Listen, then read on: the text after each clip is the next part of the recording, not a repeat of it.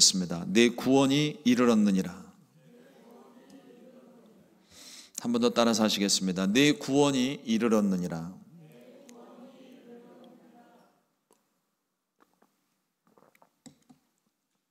오늘 함께 봉독한 이사야서 62장 11절로 12절의 말씀을 가지고 내 구원이 이르렀느니라, 이와 같은 제목으로 하나님 말씀의 은혜를 나누도록 하겠습니다.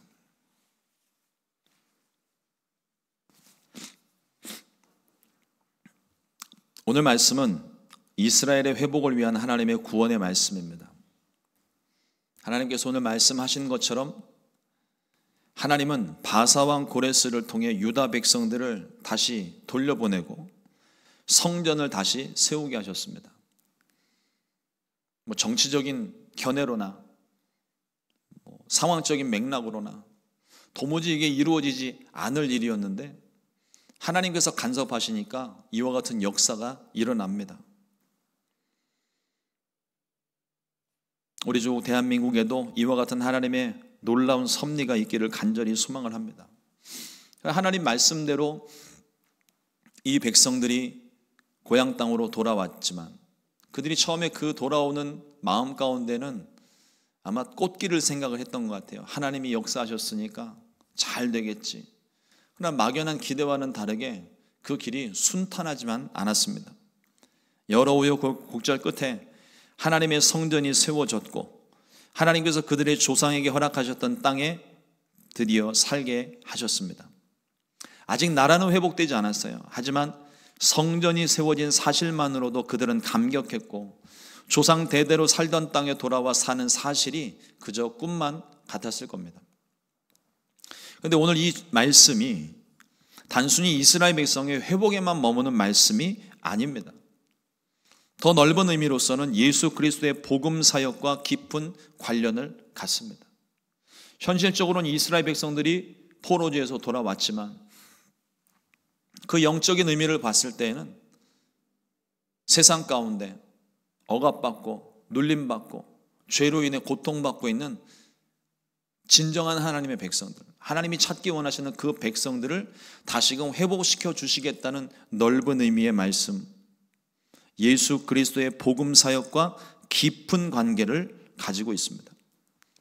내 구원이 이르렀느니라, 이 말씀을 정확하게 번역을 해보면 보라, 구원자가 오신다 하는 말이에요.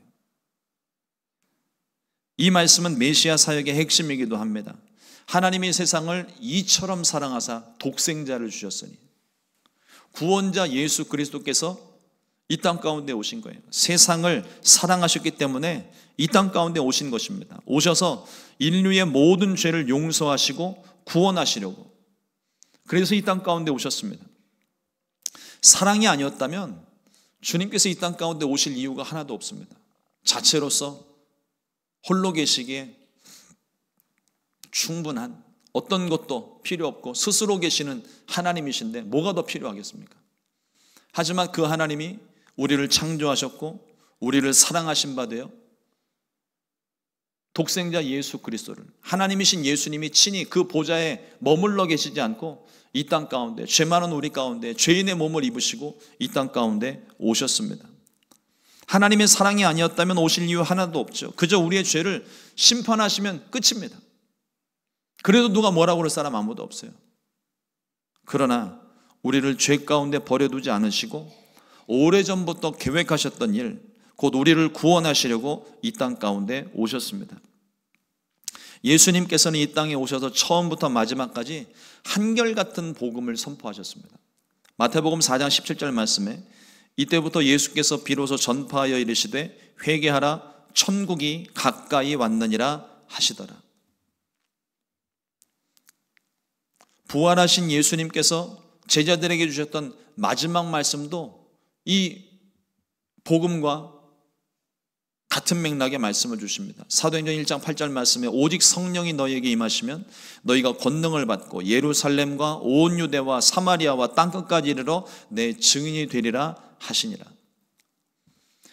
이 말씀은 예수님을 믿는 저와 여러분들에게도 동일하게 적용되는 말씀입니다. 주님 오시는 그날까지 우리가 성령 받고 권능 받고 어디든지 나가서 복음의 증인, 예수의 증인으로 살아야 될 줄로 믿습니다. 이것이 예수 믿는 성도들의 사명이고 본분입니다. 그 어떤 것보다도 앞설 수가 없어요. 주님 오시는 그날까지 영원한 우리의 사명이고 본분입니다. 그렇다면 구원이 임한 이 사람들은 어떤 사람들일까요? 우리가 먼저 생각해 두어야 할 부분은 구원은 우리의 의지와 노력으로 이루어지는 것이 아니라는 겁니다. 절대로 우리는 우리 스스로 구원을 이룰 수가 없습니다. 오직 하나님의 은혜로 우리에게 값없이 주신 은혜인 것입니다. 우리는 구원의 은혜를 받은 사람들입니다. 잊지 마십시오. 구원의 은혜. 자격도 공로도 없는 우리들이지만 우리를 먼저 사랑하셨고 우리를 먼저 구원하셨습니다. 로마서 5장 8절 말씀에 우리가 아직 죄인 되었을 때에 그리스도께서 우리를 위하여 죽으심으로 하나님께서 우리에 대한 자기의 사랑을 확증하셨느니라. 사랑받을 자격이 있는 사람에게 사랑을 해주는 건 사랑이 아니에요. 어떤 공로나 자격을 갖추어진 사람에게 주어지는 것은 은혜도 아니고 선물도 아닙니다. 받을 자격이 있는 거예요. 그러나 저와 여러분들 모든 인류는 죄를 범하였고 죄 가운데 있으므로 구원받을 자격이나 공로, 자격, 조건 아무것도 우리는 가지고 있지 않았습니다. 그런데 주님이 우리를 먼저 사랑하셔서 저와 여러분들을 위해 이 땅 가운데 친히 오시고 우리 죄값으로 우리가 죽어 마땅한 우리들이지만 우리를 대신하여 예수님이 자신을 내어주셨어요. 십자가의 자신을 내어주심으로 그 사랑을 우리 가운데 나타내 주셨습니다. 그러므로 노력으로 얻어지거나 열려진 길이 아닙니다. 주님이 먼저 우리 가운데 베풀어 주신 은혜예요. 세상의 종교들은 내가 노력을 해서 어떤 구원, 내가 노력해서 어느 위치에 이르려고 노력을 합니다. 그러나 기독교는 그렇지 않아요. 내가 할 수 없는 일, 아무것도 할 수 없는 구원을 위해서 우리가 아무것도 할 수 없었지만 주님이 먼저 구원을 이루어 주시고 받으라고 던져주신 거예요. 들어오라고 문을 열어주셨습니다. 우리를 대신해서 주님이 이루신 구원입니다. 믿고 받아들이면 구원을 얻을 것이고 거부하면 구원은 없는 거예요. 오늘 12절 말씀에서 구원받은 사람들에 대해서 4가지로 설명을 하고 있는데 과연 구원받은 사람들은 어떤 사람들일까요? 오늘 말씀을 나누면서 구원받은 삶은 어떤 삶인지 함께 은혜를 나누려고 합니다. 첫 번째로 거룩한 백성입니다. 이 말은 거룩한 백성이 된다는 의미와 함께 거룩한 백성이 되어야 한다는 이중적인 의미를 가집니다. 거룩하다는 말의 의미는 순결하고 깨끗한 이미지와 달리 구별된다는 의미예요. 우리는 생각하기를 거룩한 사람 그럼 뭔가 좀 다르고 행동거지가 다르고 뭔가 깨끗할 것 같고 뭔가 정숙할 것 같고 그런 것들을 생각하기 쉬운데 아주 틀린 것은 아닌데 거룩함의 기본적인 의미는 구별된다는 거예요. 세상 가운데서 구별하셨다는 겁니다. 그래서 세상 가운데 구별된 저와 여러분들이 거룩한 백성이 되는 거예요. 우리가 거룩하게 될 수 있는 조건은 하나밖에 없습니다. 거룩하신 하나님이 우리와 함께 하셔야만 우리는 거룩해질 수 있어요. 아무리 노력을 하고 주일 성수를 하고 일천번제를 드리고 1년 360일 봉사하고 헌신을 해도 그것만으로 우리가 거룩해지질 않습니다. 거룩하신 하나님이 저와 여러분들과 함께 계셔야 저와 여러분들이 비로소 거룩하다 인정받을 수 있는 거예요. 그러므로 우리가 거룩해지는 건 전적으로 거룩하신 하나님 때문입니다. 하나님 없이는 거룩해질 수가 없습니다. 하나님께서도 이스라엘 백성들과 언약을 맺으실 때 내가 거룩하니 너희도 거룩하라 말씀하셨습니다. 세상에서 하나님의 백성답게 살라는 말씀입니다. 그런데 좀 더 적극적인 의미로 설명을 하자면 하나님 말씀대로 순종하는 삶을 사는 것이고 영적인 의미로서는 하나님과 동행하는 삶입니다. 하나님이 어떤 말씀, 이해할 수 없는 말씀, 깨달을 수 없는 말씀을 내게 주신다 하더라도 그 말씀에 하나님의 말씀이기 때문에 내가 기꺼이 순종하는 삶, 그곳에 하나님이 함께 하시는 거예요. 그 삶이 거룩한 삶이라는 겁니다. 우리의 노력으로는 거룩해질 수 없지만 예수님을 믿고 난 후부터는 말씀대로 순종하며 사는 노력이 필요한 거예요. 구별하셔야 됩니다. 구원을 받기 위한 우리의 노력은 아무런 의미가 없어요. 그러나 구원받은 우리의 삶은 이 구원을 유지하고 말씀대로 살아가기 위한 노력이 필요합니다. 우리의 노력이나 우리의 열심이 필요 없다는 말씀이 아니에요. 구원을 받기 위해서는 아무것도 할 수가 없습니다. 그러나 구원받은 저와 여러분들, 하나님과 동행하기 위해서, 하나님과 함께하는 노력이 필요합니다. 그것이 말씀을 보는 것이고 말씀대로 살아가는 것이고 주의 말씀 계명에 순종하며 사는 삶입니다. 죄를 끊어내야 하고 유혹을 뿌리쳐야 하고 오직 말씀대로 순종하는 삶의 결단이 우리 가운데 있어야, 그래야 거룩한 삶을 살아갈 수 있습니다. 거룩하신 하나님의 성품을 닮아가야 될 줄로 믿습니다. 신분이 바뀌었을 뿐만 아니라 우리의 삶이 거룩한 삶으로 구별되었기 때문입니다. 두 번째로 오늘 말씀하시는 것이 구속받은 자라고 설명합니다. 예수님께서 이 땅 가운데 오신 목적은 우리의 죄를 용서하고 우리의 모든 속박을, 죄의 무거운 짐을 벗겨내고 우리를 자유하게 하시기 위해 주님께서 오셨어요. 누가복음 4장 18절 말씀에 주의 성령이 내게 임하셨으니 이는 가난한 자에게 복음을 전하게 하시려고 내게 기름을 부으시고 나를 보내사 포로된 자에게 자유를, 눈먼 자에게 다시 보게 함을 전파하며 눌린 자를 자유롭게 하고. 인류는 첫사람 아담의 범죄로 인해 다 죄인이 되었습니다. 이후로는 인류의 삶은 불순종의 연속, 죄의 연속입니다. 죄 지은 사람은 스스로 자기 죄를 씻을 수가 없습니다. 우리 세상의 법을 보면 지은 죄에 따라 형량이 정해져 있고 그 형량을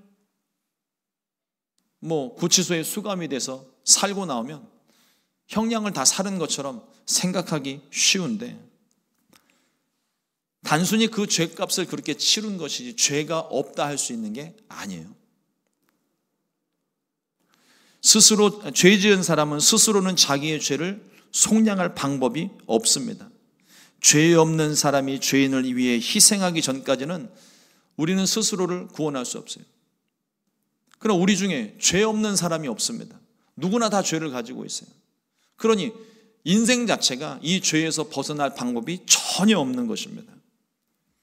그런데 하나님은 죄 없으신 예수님을 이 땅 가운데 보내어 인류의 모든 죄를 대신하게 하셨어요. 마태복음 1장 21절 말씀에 아들을 낳으리니 이름을 예수라 하라. 이는 그가 자기 백성을 그들의 죄에서 구원할 자이심이라 하시더라. 우리의 죄값을 대신 치르셨다. 죄 있는 사람이 죄 있는 사람을 위하여 죄값을 속량할 수는 없습니다. 그도 죄가 있기 때문에 그 죄로 인하여 죽음을 맞이한들 그건 자신의 죄값을 치른 것에 불과하지 다른 사람의 죄를 속량할 방법이 아닌 거죠.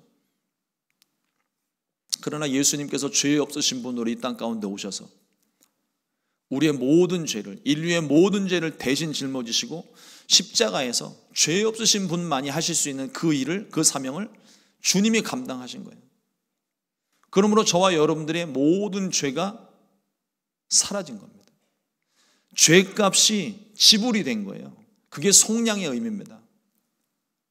이 당시 노예들이 자신의 몸값이 정해져서 팔려가고 여기로 팔려가고 사람 대접 못 받고 있었는데 어느 누군가가 그 사람과 아무 상관없는 누군가가 그 죄값을, 그 사람의 몸값을 대신 지불해주고 그 사람의 신분을 자유하게 만들어주는 그런 제도가 있어요. 주님께서 우리의 모든 죄값을 자신의 몸으로 대신 지불하신 겁니다. 그래서 저와 여러분들이 죄값이 사라진 거예요. 지금까지는 그 죄값을 해결할 방법이 없어서 그 죄의 짐을 지고 있었지만 노예가 스스로 자기 몸값을 지불하고 풀려날 수 있는 게 아니거든요. 다른 누군가가 값을 지불해야 되는 겁니다. 주님이 저와 여러분들의 죄값을 대신 지불하신 거예요. 그래서 저와 여러분들이 이제는 자유함을 얻은 것입니다. 그것을 믿고 자유함을 누리는 사람에게 복이 있는 것이지, 그런 죄의 값을 다 지불하셨음에도 불구하고 믿지 못하고 나는 죄인, 나는 노예라고, 나는 아직도 노예라고, 주인의 말만 듣는다고 그렇게 세상 가운데 눌려서 사는 그 모습은 결코 자유로운 삶이 될 수 없을 것입니다. 예수님을 믿으면 무거운 죄의 짐을 벗고 구원을 얻게 됩니다. 그러므로 믿는 성도들은 날마다 우리를 죄에서 구원해 주신 예수님의 공로 힘입어 담대하게 살아야 될 줄로 믿습니다. 세 번째로 찾은 바 된 사람이라고 말씀합니다. 찾은 바 된 사람이라는 이 말에는 잃어버렸다는 의미가 전제되어져 있는 거예요. 잃어버렸으니까 찾는 거죠.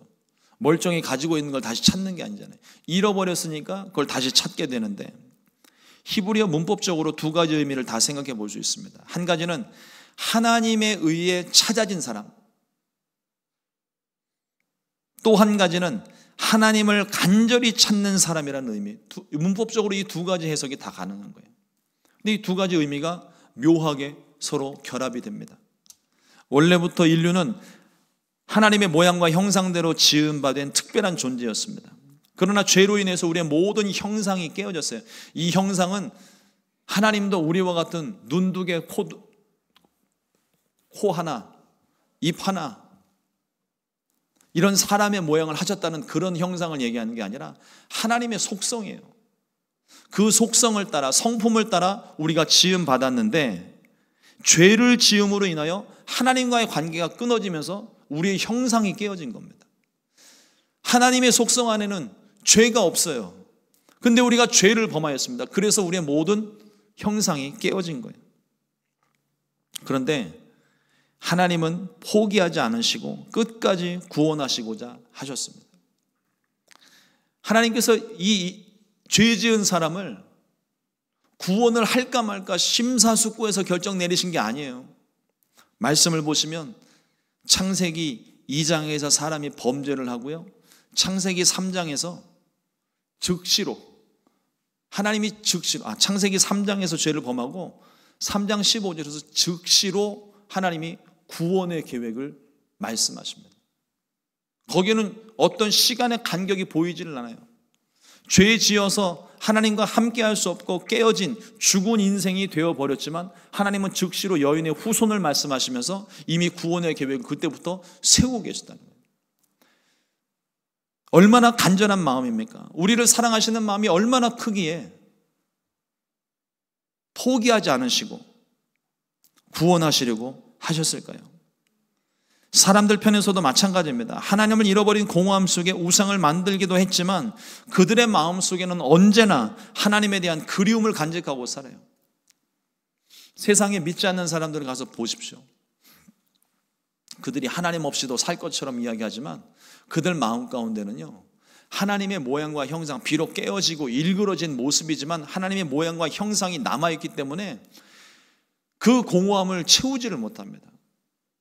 세상에서 많은 것들을 누리며 많은 것들을 가지고 살아가는 사람처럼 보이지만 그 마음에는, 믿지 않는 사람들의 마음에는 공허함이 있어요. 이 공허함은 세상의 것들을 아무리 채워도 거기는 채워지지 않습니다. 블랙홀이라고 아시죠? 세상 모든 것들을 다 빨아들이는. 그럼에도 불구하고 거기는 항상 블랙홀인 거예요. 마찬가지로 우리 마음 가운데 어쩌면 그런 블랙홀 같은 곳이 있는 거예요. 하나님의 형상이 깨어진 이 공간에, 빈 마음에 이 공간은 하나님만 채우실 수 있습니다. 세상의 많은 쾌락과 향락과 좋은 것과 많은 것들을 아무리 여기에 담아도 이게 채워지지가 않는 거예요. 하나님에 대한 그리움을 간직하고 살아갑니다. 잠언 8장 17절 말씀에 말씀합니다. 나를 사랑하는 자들이 나의 사랑을 입으며 나를 간절히 찾는 자가 나를 만날 것이니라. 하나님을 간절히 찾는 자가 하나님에 의해 찾은 자가 되는 거예요. 그러므로 우리 마음 가운데 공허함이 생길 때, 외로움이 생길 때, 답답함이 있을 때 우리가 주님을 찾아야 될 줄로 믿습니다. 이 공허한 세상 가운데 주님이 오셨어요. 우리의 이 공허한 마음을 채워주시려고, 우리의 마음에 평안함을 주시려고 주님이 이 땅 가운데 친히 찾아오셨습니다. 우리의 삶의 문제들도 마찬가지인 것 같아요. 공허함과 어지러움과 혼란함 속에 우리가 찾아야 되는 건 주님이에요. 지난 화요일 날 엄청난 사건이 벌어지고 난 다음에 저도 황당하고 저도 마음속으로는 화가 일어나더라고요. 그런데 어떻게 기도를 해야 될지도 모르겠어요. 주님 나라를 붙잡아 주옵소서 기도를 하는데도 도무지 이 마음이 진정이 되지가 않더라고요. 그러나 우리 기도하는 가운데 하나님이 깨닫게 하시는 것이 뭐냐면 감정적으로 해결할 문제가 아닙니다. 제가 어떤 정치적인 입장을 제가 말씀드리는 게 아니에요. 신앙인으로서 하나님께 기도해야 되는 것을 여러분들에게 호소하는 겁니다. 어떤 분들은 기도만 할 것이 아니라 행동해야 된다라고 말씀하시는 분들도 계세요. 틀린 말 아닙니다. 그러나 그 행동으로 옮길 때에도 우리의 마음을 다스리고 우리의 마음은 하나님을 의지하는 마음, 하나님을 믿는 마음, 하나님께서 간섭하시고 하나님께서 이 모든 상황을 붙잡고 계신다는 사실을 굳게 믿어야 되고 그 하나님의 판단과 하나님의 심판을 또 하나님이 행하시는 일들에 대한 믿음을 가져야 되고 이 믿음은요 우리의 바람과 우리의 생각이 아니라 전적으로 하나님이 결정하시고 하나님이 해결하시는 일이 되어야 되는 거예요. 지금까지 지켜주신 하나님 나라였는데 어떤 한 사람에 의해서 무너질 수도 없는 겁니다. 우리는 걱정하죠. 이 나라가 어떻게 될지를 걱정하고 있습니다. 저도 걱정은 됩니다. 그러나 걱정만 하고 있을 것이 아니라 우리는 기도해야 되고 특히나 우리가 믿음을 가진 사람으로서 하나님을 믿고 있는 자들로서 모르겠습니다. 저도 생각이 짧고 어떤 것이 옳은지 마음속으로는 생각하는 것이 있어요. 하지만 이것보다도 더 중요한 건 하나님의 판단입니다. 하나님의 일하심인 거죠. 우리가 그것을 위해서 더 간절히 기도하고 그래서 이 어지러운 전국을 하나님이 잘 해결해 주시도록 말씀을 봉독해 올린 것처럼 나를 사랑하는 자들이 나의 사랑을 입으며 나를 간절히 찾는 자가 나를 만날 것이니라. 바라긴 이번 기회를 통해 교회가 좀 깨어났으면 좋겠어요. 무엇인가에 사로잡혀 있는 것 같은 느낌을 너무 강하게 받습니다. 근데 그 모든 것들을 깨뜨리고 우리가 정말 간절한 마음으로 하나님을 찾을 때 하나님의 기적 같은 역사하심이 우리 조국 대한민국에 임하게 되기를 간절히 소망합니다. 넷째로 버림받지 아니한 성읍입니다. 구원받은 사람들은 버림받지 않은 성읍이에요. 우리가 구원받은 사실 자체만 생각해도 이게 어떤 의미인지를 아실 겁니다. 우리를 향하신 하나님의 사랑은 끝까지 변함없는 사랑입니다.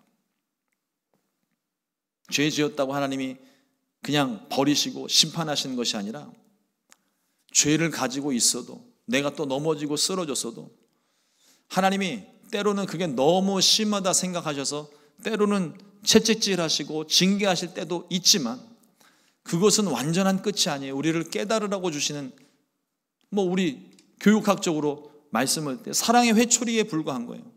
맞으면 아프죠. 그러나 그것이 아픔으로 끝나는 것이 아니라 깨달음으로 이어져야 되는 겁니다.